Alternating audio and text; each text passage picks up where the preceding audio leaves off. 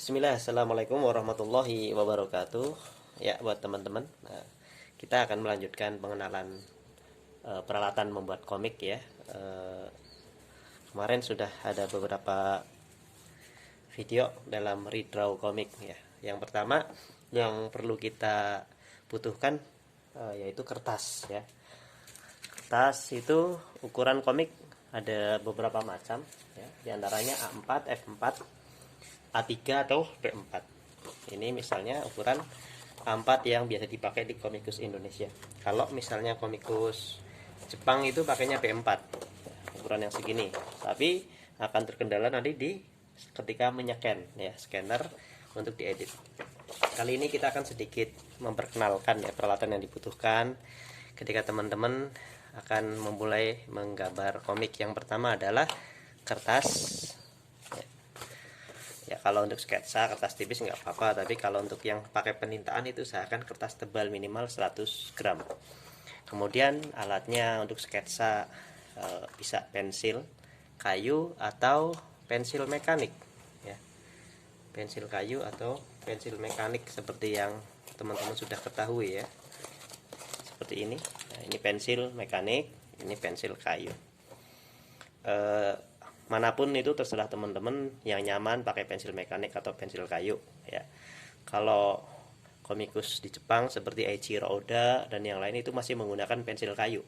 Tadinya saya nyaman pakai pensil mekanik, tapi karena melihat para profesionalnya masih pensil kayu, saya usahakan pensil kayu. Dan pensil kayu juga lebih, selain lebih ngirit juga lebih praktis dalam goresan ya. Seperti ini kan, tinggal segini masih bisa dipakai gitu kan, untuk pensil kayu. Kemudian selanjutnya setelah kita tahu alat yang kita perlukan yaitu pensil dan kertas, ada lagi penghapus. Penghapus saya sarankan teman-teman menggunakan yang berwarna hitam, bukan yang ini ya, ini putih. Kalau putih ini bikin kotor gambar, jadi warna hitam ya, warna hitam ini karena dia lebih bagus, lebih bersih daripada yang putih. Nah, setelah itu teman-teman butuh, ketika sudah mensketsa selesai, teman-teman butuh dengan penintaan ya. Kalau teman-teman yang udah biasanya itu kebanyakan menggunakan ini drawing pen. Drawing pen ada beberapa jenis ya, ketebalannya seperti ini 0,5, 0,05, 0,1. Ada juga yang tebal misalnya 3,0. Nah, atau misalnya 1, berapa 0,2 ya, ini 0,3. Itu tergantung ke masing-masing kenyamanan teman-teman, berapapun itu nggak masalah. Dan kalau ingin menggunakan seperti para profesional di Jepang itu menggunakan ini teman-teman, menggunakan apa, menggunakan G-pen ya. Ini G-pen seperti ini nanti dia harus menggunakan tinta ya, menggunakan tinta ya. Kalau saya tintanya saya masukkan ke dalam ini balsem, tempat balsem ya. Karena apa? Karena kalau kita pakai botol tintanya itu, ketika memasukkan pena ke dalam botol susah ini ya. Nah, ini kan lebih kecil. Nah, ini lebih kecil lubangnya ketika kita hendak memasukkan mata pena ya, jadi susah. Nah, kalau kita pakai balsem ya, botol balsem gitu seperti ini gitu ya, ini ya, ini kan lebih, lehernya itu lebih besar dan kita lebih nyaman. Adapun untuk penintaan, teman-teman bisa menggunakan kuas. Kuas itu berbagai macam ukuran ya, sesuai dengan kenyamanan atau yang akan kita pakai. Kalau misalnya sebagian komikus di Jepang itu atau di Amerika atau di Indonesia menggunakan kopik. Kopik itu sangat mahal dan lumayan boros. Contoh seperti kopik seperti ini ya. Nah, yang ujungnya seperti ini, tapi dia nggak bisa diisi ulang. Ya, dan ini agak boros, boros di duit juga ya. Uh, Kalau misalnya menggunakan gaya Amerika itu, untuk garis line artnya itu menggunakan ini, menggunakan brush ya, menggunakan kuas yang tipis.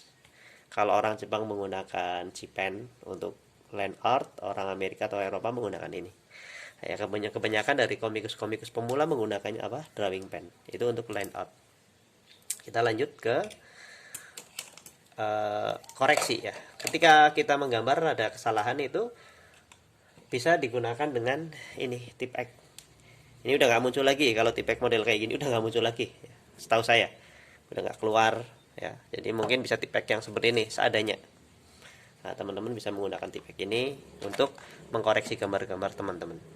Ah, untuk latihan teman-teman ya, sebelum sebelum bermain membuat karya komik ini, untuk meningkatkan kemampuan sebagaimana para seniman yang lain. Kalau dalam dunia musik itu, seorang pemain gitar ketik dia nggak langsung menciptakan lagu ya, dia nggak langsung menciptakan lagu sendiri, tapi apa, dia mencoba untuk memainkan lagu karya orang lain. Nah, penyanyi juga nggak mungkin ya, begitu dia mau terjun di dunia nyanyi gitu, dia langsung membawakan lagu sendiri, nggak, dia harus bisa membawakan lagu karya orang lain dengan sebaik mungkin. Demikian juga komik. Komik itu teman-teman biasakan untuk redraw. Redraw itu apa? Menggambar ulang. Ketika teman-teman sudah bisa redraw ya, dari beberapa beberapa karya, teman-teman nanti akan menemukan gaya yang cocok buat teman-teman ya. Ini kan saya redraw karya Akira Toriyama, Dragon Ball Super, terus One Piece, karena dia kan lagi booming ya, lagi terkenal, bahkan komik terlaris saat ini, terpanjang episodenya. Ada juga komiknya Boruto, ini saya redraw. Komik juga apa, My Hero Academia ya. Dan ini juga komiknya Batman saya redraw. Ini seperti yang teman-teman lihat. Nah, ini fungsinya apa? Fungsinya adalah untuk meningkatkan kemampuan kita. Sebagaimana seorang vokalis ya, penyanyi, dia harus bisa membawakan lagu orang lain dengan baik. Nggak mungkin orang mau terjun di dunia musik, misalnya penyanyi ya, dia langsung bawain lagu sendiri, atau pemain gitar gitu kan. Demikian juga seniman ya. Kalau dalam dunia Islam itu ulama gitu kan, sebelum ulama ngarang kitab itu dia harus menghafalkan kitab-kitab ulama yang lain ya, di luar kepala memahaminya gitu. Dalam dunia seni juga seperti itu, ada istilahnya redraw. Nah, setelah kita sudah terbiasa meredraw ya, itu kalau kalau kata siapa, Kick Hermat kan, kamu memainkan 100 kali lagu, satu lagu baru kamu akan bermain sempurna lagu itu. Nah, kalau kata siapa, John Petrucci, bermain gitar 8 jam sehari, yaitu 1 jam kali 8, bukan langsung 10 jam. Maksudnya apa? Maksudnya semakin terus kita belajar, kemampuan kita akan meningkat ya. Dalam hal apapun, Misalnya dalam hal keagamaan juga kan, seorang ulama mengatakan saya hanya menghafal per hari itu 4 jam. Dalam dunia komik juga kan kita lihat kehidupan komikus itu gambar hampir hampir 20 jam per hari dengan totalitas yang sangat tinggi ya. Setelah kita bisa, membuat karakter imajinasi kita, kemudian tuangkan dalam karya kita ya. Kalau ini retro, ini tadi bukan, ini karya saya. Nah, ini contoh karya saya teman-teman. Ini karya saya ya, ini karya saya, ini juga. Nah, ini juga karya saya. Nah, ya ini dan ini misalnya. Ini bukan dari retro. Ini juga karya saya di awal-awal saya baru menggambar komik dengan ukuran kertas B4. Waktu itu masih idealis. Saya gambarnya dengan ukuran kertas B4, ternyata kendala di scanner. Di tempat tinggal saya nyari scanner ukuran B4 susah, dan itu adapun biayanya mahal. Kalau teman-teman punya duit buat beli scanner ukuran besar, saran saya pakai kertas ukuran A3. Kenapa? Gambar lebih besar, lebih maksimal, dan bisa menggambar lebih rinci. Ya. Lanjut ya, teman-teman ketika sudah redraw, sudah maksimal ya, udah bisa, oh ya, saran saya nasihatin teman-teman ya, kan dalam keyakinan saya ini ya, buat yang non muslim mungkin bisa sekedar tahu saja.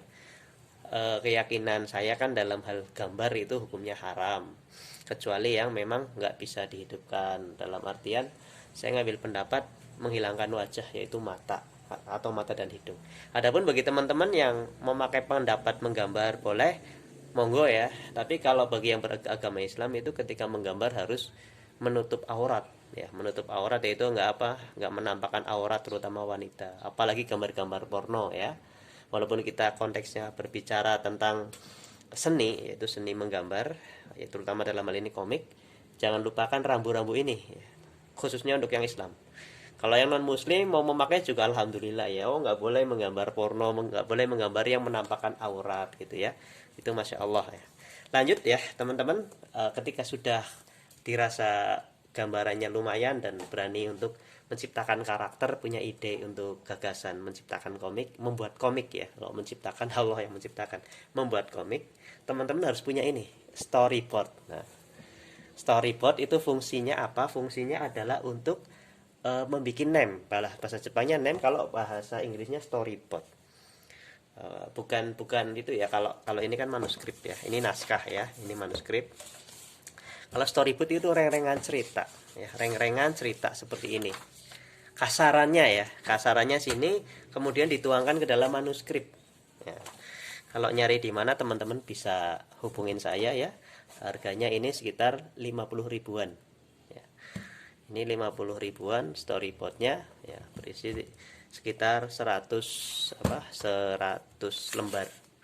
Nah ini ya, ini seperti ini, bisa kita bikin karakter atau juga menulis naskah cerita. Ini storyboard. Kalau memang seperti ini kan, ada prolog, chapter 1, chapter 2 gitu kan, dan yang lainnya. Nah, ini juga selain bisa sebagai storyboard, buku catatan juga. Buku catatan atau nulis seperti ini, gambar-gambar ya. Ini setelah ini saya kasih contoh, misalnya teman-teman sudah ingin terjun ke dunia pro ya, belajar ya, saran saya teman-teman jangan langsung mengarah ke indie. Indie itu menerbitkan sendiri, menjual sendiri, karena kemampuan nggak akan meningkat. Di situ nggak ada penilaian, tidak ada koreksi ya. Sebelum itu teman-teman harus mempunyai beberapa peralatan, diantaranya garisan ya, baik garisan besi seperti ini atau ini plastik, terus juga jangka ini walaupun jarang dipakai ya, atau hampir nggak pernah dipakai, tetap harus dimiliki karena ini peralatan komikus. Suatu ketika pasti akan dipakai ya. Atau misalnya punya yang garisan dengan beberapa bentuk sudut ya, ke bentuk gambar. Nah itu untuk memudahkan kita apabila ada keperluan yang lain-lain. Nah itu ya. Setelah kita tadi pengenalan, nah teman-teman ini contoh manuskrip ya. Ini contoh manuskrip, bukan, ini contoh name storyboard yang teman-teman bikin ya. Ini kan udah chapter berapa? Chapter 16 halaman 245 ya. Ini belum selesai. Nah setelah itu teman-teman bikin dalam bentuk manuskrip seperti ini ya. Digambar dulu pakai pensil, kemudian kemudian ditinta ya. Kalau tintaan itu teman-teman ada metode 2 ya, tradisional atau digital. Yang jelas kalau sketsa paling mudah itu tradisional. Jadi mungkin cukup segini dulu ya teman-teman ya untuk video kita kali ini. Insya Allah akan dilanjut dengan berbanyak redraw juga mungkin ya, teknik menggambar, karena kalau teori saja seperti ini nggak bisa dapat banyak. Kalau teman-teman melihat cara orang menggambar retro, mungkin itu bisa akan mendapatkan banyak ilmu atau wawasan baru, karena yang namanya seni itu harus melihat dan memperhatikan, nggak sekedar teori ya. Oh ya, satu lagi ini teman-teman, apa ini ya, cutting mat apa ya kalau nggak salah ya, cutting mat. Nah ini biasanya kalau sebenarnya cutting mat ini diperlukan untuk apa? Untuk rugos, yaitu alat potong ketika kita hendak memberi warna unsur abu-abu seperti ini nih ya. Kalau zaman dulu itu nggak, unsur abu-abunya pakai semacam stiker, kemudian dipotong pakai cutter. Nah biar nggak ngerusak meja, pakai cutting mat. Sekarang ini udah nggak dipakai ya. Kadang kalau saya pribadi itu warna abu-abu dihasilkan dari tinta yang dicampur air ya. Apalagi sekarang ada digital ya, pakai HP atau pakai laptop, itu warna abu-abu bisa tinggal klik. Tapi sebagai jiwa seni saya tetap nyamannya itu digital. Karena apa teman-teman ya, kalau teman-teman perhatikan semua komikus internasional yang dia menjadi komikus besar di dunia itu menggunakan manual sampai saat ini ya. Seperti Eiichiro Oda, Masashi Kishimoto, siapa lagi saya lupa ya. Itu setahu saya yang memang orang-orang terbesar, mereka masih manual ya. Mungkin termasuk Aoyama Goso,